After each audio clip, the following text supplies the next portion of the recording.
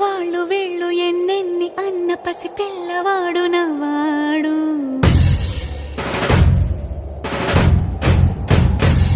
విడుముండోడు అని ఊరు వాడ అనుకున్న గాని మహారాజు నాకు నవ్వాడు.